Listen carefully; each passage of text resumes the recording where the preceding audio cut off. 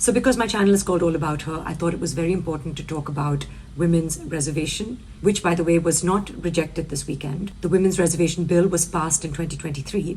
Well, the law promises 33% of seats for women, but only after a new census and delimitation. And it is this delimitation-linked bill that did not get the required two-thirds majority in the Lok Sabha on Friday. The inference is that changing the status quo is not in everyone's political interests. The opposition was clear, though. Women have waited long enough. So why make their representation conditional on redrawing the political map? Implement now within the existing 543 seat structure. But I want to step back and explain to you why women need reservation at all. So in a democracy, two things matter: who gets to vote and who gets represented. They are two separate things. India, of course, guarantees equal voting rights, but representation, that is where the gap still lies.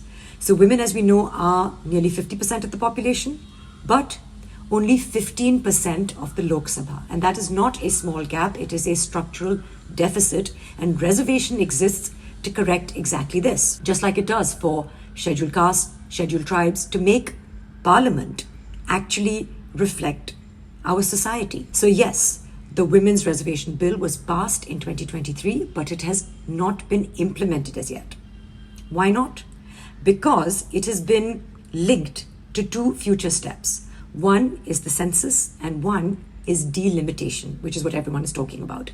So the census, as you might know, updates population data, which needs to be updated, and that process started and was then stalled during COVID.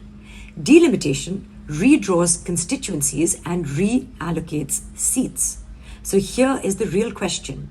Why link women's reservation to delimitation? Because delimitation reshuffles power. So states with faster population growth, for example, UP, Bihar, they might gain more seats. Others in the south might actually lose influence.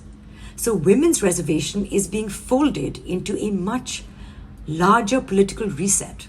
And apologies are being made to the women's rights movement, when there is no need to delay, because there is no need to insist on linking delimitation with representation. So basically, where seats are and how many each state gets, that is delimitation. Who occupies those seats, that is representation. So the point is just reserve 33% of seats within the current system, because if equality is truly non-negotiable, it should not depend on a future census, any kind of political convenience. 33% delayed is 33% not delivered. And it's true, Indian women, we have waited long enough.